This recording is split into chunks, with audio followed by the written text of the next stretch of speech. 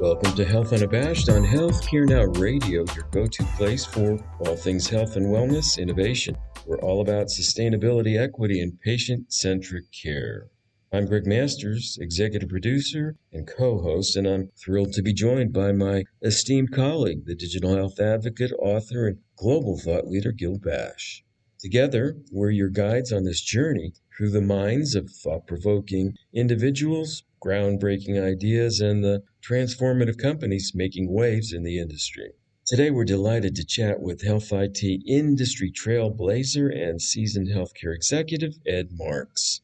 Ed's passion for enhancing patient outcomes through intelligent technology is truly infectious.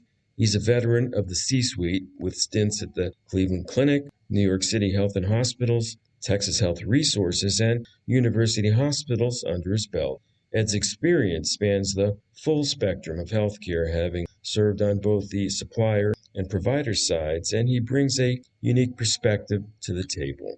Ed's had a hand in shaping the infrastructure that's improving the quality of healthcare. And with that, I'll pass the mic to you, Gil. Greg, thank you so very much for that gracious introduction.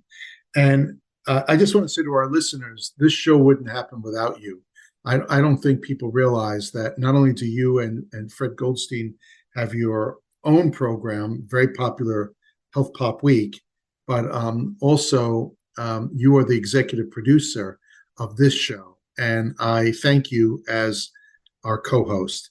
And we have a great guest. Both of us are big fans of Ed Marx. I mean, Ed Marx, for anybody involved in health information, in health innovation, in the experience of patients around information, if you don't know Ed Marx, you're either not in this sector at all, or you're about to be amazed, or both. Ed Marx is really one of the pioneers of our industry. And he's still a young whippersnapper, but he's constantly reinventing himself.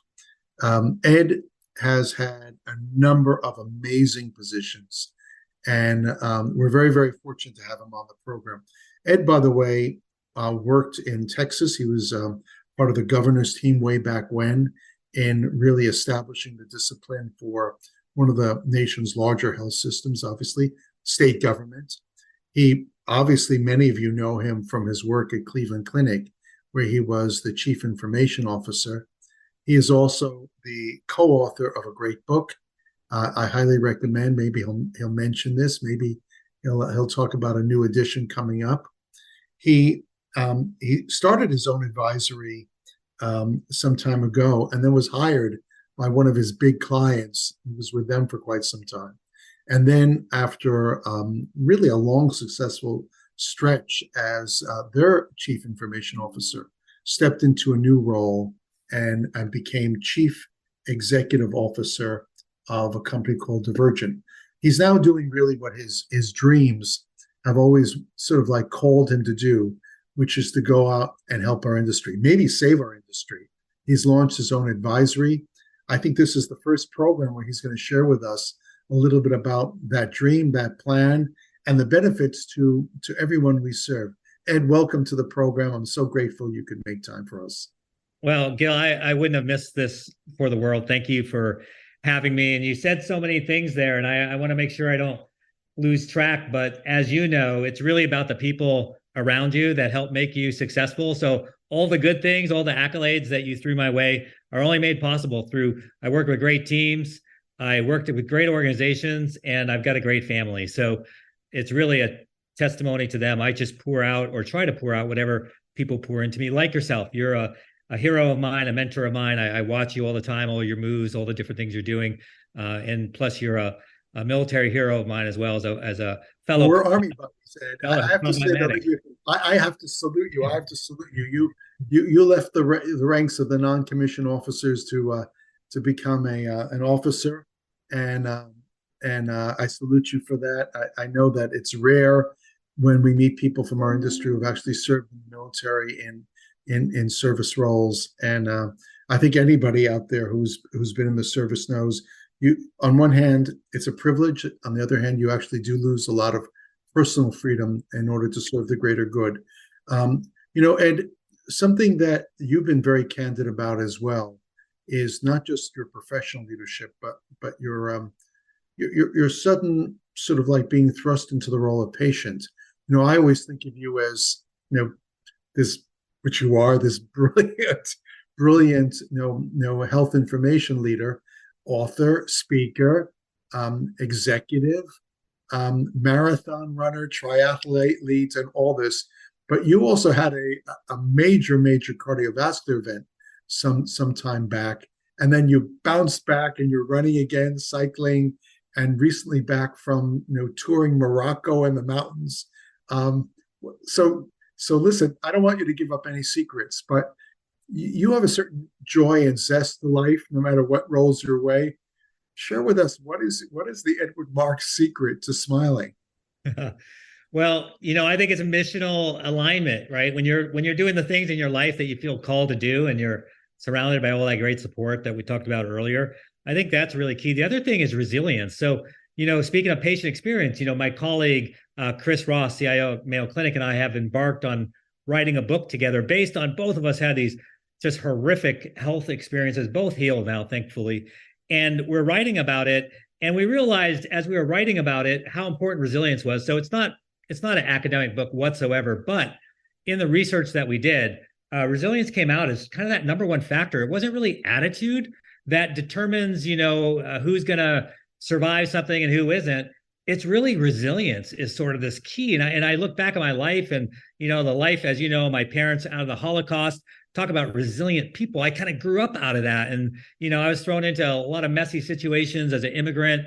And I had just had to be resilient, either give up and just go with the status quo or just be resilient. So I've had this core of resilience that was built into me. And so whenever I hit these things like cancer, 1 year and 1 year later, this heart attack during a race, it's like, I just got to keep going. That's just how I'm wired. So resilience is really key. But it really led, if you don't mind me taking this a step further, talking about this book, talking about patient experience.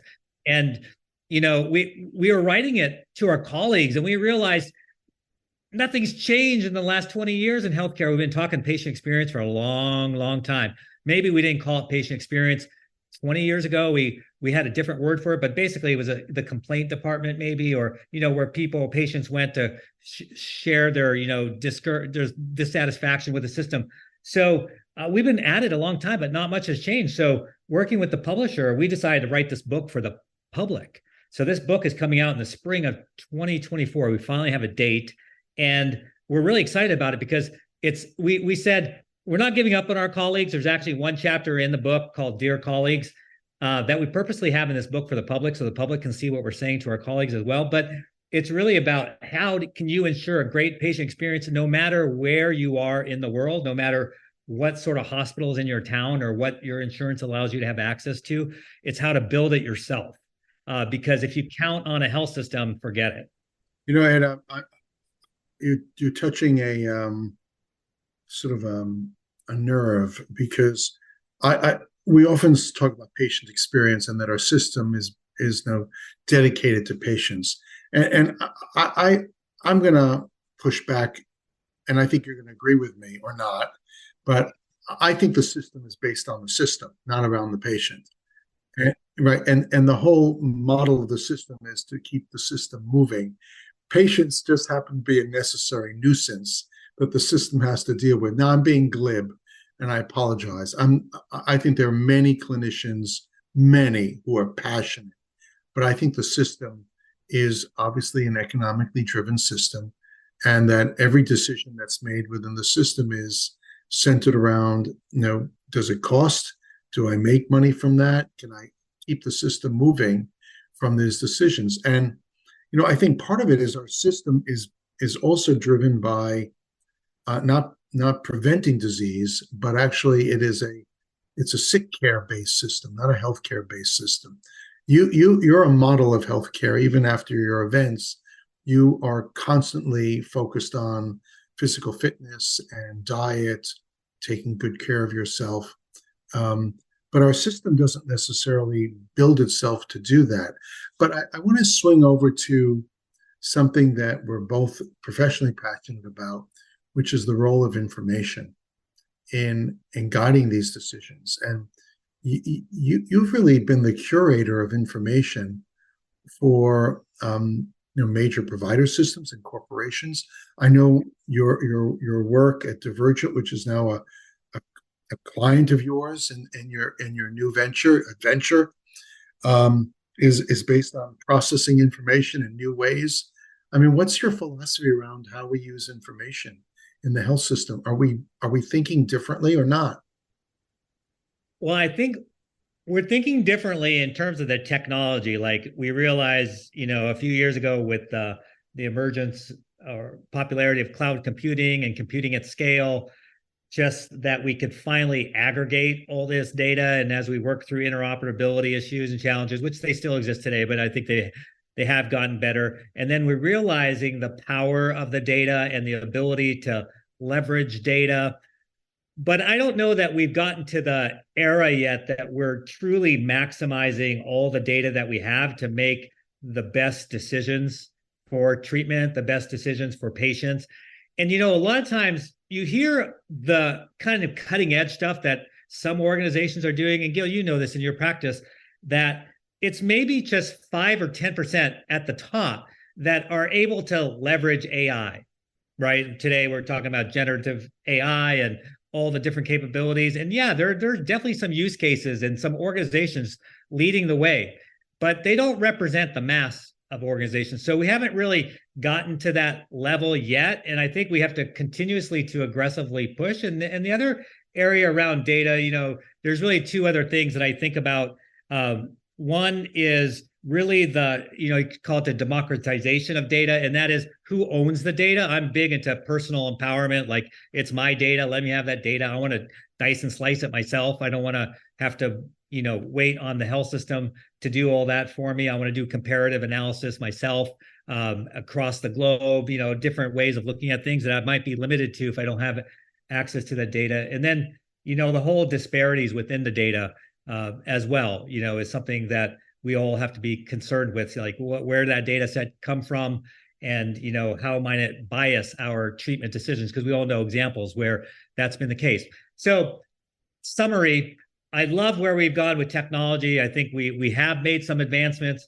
I think we still need to get over that tipping point to where it really becomes an everyday type of thing, not just exclusive to 5 or 10% of the health systems today, and let people have their data and make sure that it's unbiased. Just joining us, you're tuned into Health Unabashed on Healthcare Now Radio. Today we're chatting with health IT industry pioneer and seasoned healthcare executive, Ed Marx, the mastermind behind MarxAdvisory.com. Yeah, it's fascinating that you raise this, because I know a lot of clinicians who feel the burden of AI. They don't feel that AI is going to reduce their workload. They feel it's something added. And I remember my father-in-law, his last 13 days, he was a well-known physician, academic, and a great mentor to many clinicians, was inpatient. And I spoke to his nurse at a teaching hospital about his medical record. And she said to me, I don't have time to read patient medical records. Now, EMRs are a great concept, and I salute Epic and all of these companies that are developing EMRs. The problem, if they're not easy for the health staff, the floor staff to access and use them, it's just more work to fulfill the obligation. And so I'm thinking of ChatGPT and saying to myself, you get an EMR, you get a person's medical record, and you could say, or learn to say the right questions, which is, please summarize patient X, Y, and Z's current medical history for me in 500 words. And it will crunch it, and you can get the zest of what is going on with that patient without having to go through 50 screens. And I don't think that I don't think we lack technology. I think what we lack is the ability to make technology work for the health professionals who really do want to work for their patients. And I'm wondering, Ed, do you have any plans to guide health systems and clients to make the newer, AI, ChatGPT technologies more refined, or training modules for clinicians to actually put them to good use? It goes back, Gil, to what we're saying, like when we talk about patient experience, this stuff's been going on for 20 years. We called it workflow back then. Like, how do you enable the clinician workflow? All we've done is made it worse. But we talked about it 20 years ago. We both came back from HIMSS, and we both know, and we both love HIMSS. So it's nothing against HIMSS. It could be any conference that's been a while around a while. But you could take that setting and go back 20 years. It's probably a lot of the same topics. And we're still trying to come up with solutions. And I think there's been a lack of leadership. That's what I was trying to say with the data side. It's not for a lack of technology. I think it's a lack of vision. It's a lack of leadership. It's a lack of aligned incentives. And so, yeah, what I was working at, even at the clinic back in 2018, was this whole concept.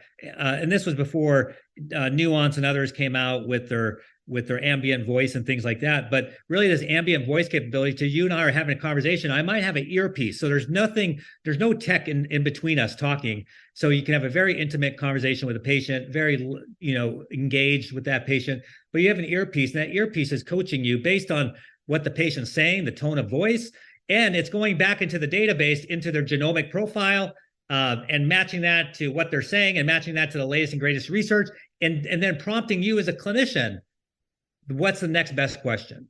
That's the ultimate. If you want to make it easy for the clinician and easy in the workflow and really get someplace, that's where we need to get to. Now we've made some strides there, right? We're doing some ambient voice, needs a lot of adjustment still, but it's the right way to go. We're able to crunch numbers, at scale now, so we can get those sort of quick answers and quick insights. So I think it's coming together, but we need people to continue to push. That's why, it's quantum computing needs to get on steroids. It's coming along. Cleveland Clinic, again, has already done some pioneering or starting some pioneering work there. So, but it can't just be them. It's got to be, more wholesale, make it available to everyone to use. So I think that's where we're headed. We just need to get there faster. And you're kind of like, it's Ed Marx unshackled now. I mean, you've had these big jobs as CIO at a mega medical institution. You were CEO of Divergent, and by the way, Divergent's presence at HIMSS, A+. I mean, I saw more Divergent than I've ever seen. And by the way, hats off to you. I never thought of Divergent or heard of Divergent, but when Ed Marx became CEO, I was watching Divergent, and I think a lot of us were. I mean, you were part of the asset there. I mean, your knowledge and your presence, put that company on the map. They obviously got their money's worth because Divergent's a player now. But now you're unleashed. Now you're going to do your own thing finally. And you're an adventurer. I mean, whether you're traveling, whether you're marathoning, whether you're recovering, I mean, resilience is only part of the Ed Marx story. Give us a little bit of inside action of what you're thinking of doing in this new venture. Yeah, I've been teaching my kids since they were small, about entrepreneurship, and I'm forced them to read these books about starting your own businesses and companies, and 4 out of the 5 have, and they're like super successful. I could brag on them for hours, and I'm super proud of them. And they're always like, well, Dad, you're teaching me all this stuff, but how come you never did it? So like you mentioned earlier, 5 years ago, I had this idea, and then my first client, they bought me out basically. And I went back to the security of working for a big corporation, which is fun and good, and a lot of great things happen there. But it's like you only live once, and so you got to try different things. So it's like, what, I can go more at scale if I can help more than one company. So by being out on my own, I can scale myself a little bit and maybe help 4 or 5 different companies, and then also gives me a chance to speak more. So I love to share what I've learned, and I love to write. All the books that I write, all of them, the author profits go to cure cancer. So it's my way of giving back, helping to cure cancer. And also it's a creative outlet for me. So I love to do that. And like I said, the speaking, I can do more of that. I'm not sort of held back. I also have a personal book, that I've written with my wife that it couldn't be released because some of the topic areas of it, and it just wouldn't look good maybe to a particular company that I might work for. So now we'll be free to let that book fly as well. It's on relationship and marriage and so forth, romance. Well, I know that you have a very special relationship, and I feel, when you're writing about it, I sort of like, I see the spark. You're not just resilient, you're joyous, and you really, because of some of the struggles you've confronted successfully, there's a sort of like, let's go out and live life and see the world. I think we have a lot to learn, not just about health information from Ed Marx, but about life from Ed Marx. You talked about being there to help companies scale up and so forth. I'm confident that a lot of companies are going to realize inserting a bit of you into their strategy and business planning process is going to really produce a return on investment for them. You're not going to be on the expense column of these companies. You're going to be on the revenue driving part of this. Tell me a little bit about how you want to be engaged by people, though. I mean, people know you. I'm inviting you to give a little bit of a plug here. I usually don't do that, but I'm such a big fan of the industry and of you. Take those two combined. I want as many people as possible to be reaching out, so that you have to be resilient and figure out how to use your time. Yeah, Gil, you're very gracious. Thank you. Yeah, it's day 2 at the time of this recording. So it's really marxadvisory.com is the website, and it's very simple. And one of my entrepreneurial sons actually did it for me, or helped create it with me. So it's very three simple things, but definitely retained advisory for companies. I'm not going to do the sales, so I'm not calling up, a friend of a friend to say, hey, look at product XYZ. But like you mentioned, I will help companies with their strategy, how to reach the C-suite, how to be better with their branding, how to be better in their communications, because when I was sitting on the other side for so many years, I was aghast at what I would see, from different companies. It's like, really? That's the best you got? And what, you're going to walk into my office with 10 people and show me a 50-slide PowerPoint? What? Stuff like that. And that I can really help with. And I've helped companies do that before, but now, as I mentioned, I can do it at scale. So that's one thing, is sort of this retained advisory. And then, as I mentioned, there'll be some speaking opportunities and I've done a lot already, but this just opens up the door for more. And then, like I mentioned, the books. So all those come together. And the final thing that's actually on the website, Gil, is board service. So I currently serve on the board of a couple of fantastic health systems, Summa Health in mid-Ohio and Akron, Ohio, and Mary Crowley Cancer Research, a phase 1 clinical trial company. And there's a couple others, but I have room for a couple more now. So this Marx Advisory just opens up the world a little bit more for me to be able to help more organizations. So Marx Advisory, that's how you can find me, marxadvisory.com. That's an invitation to anybody who has any common sense and is in the health information area to reach out to you. Ed, I also wanted to ask you, you've served in state government before. We talked about leadership. I don't want to put you on the spot, but look, health information, whether it's in drug development, whether it's in making more effective decisions for patients, whether it's looking at what drugs are best for what patient types, whether it's plugging in patients who have zebra-like conditions to come up with diagnoses. Information is the essential nugget we've got to learn to use far better. But the problem is leadership. We had some leadership when Amy Abernathy was at FDA, and she really understood how this all connected. And also Batul Patel was there.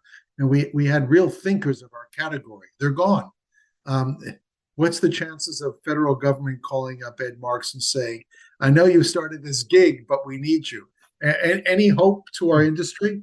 Hey, I'll tell you what, as an immigrant and a member of Team USA Triathlon, I'm all about our country. I would do anything for our country, and I've served our country, and I would never hesitate to do it again. But yeah, everything rises and falls on leadership, right? So everything's bureaucratic. Our government's bureaucratic. Our health systems are bureaucratic.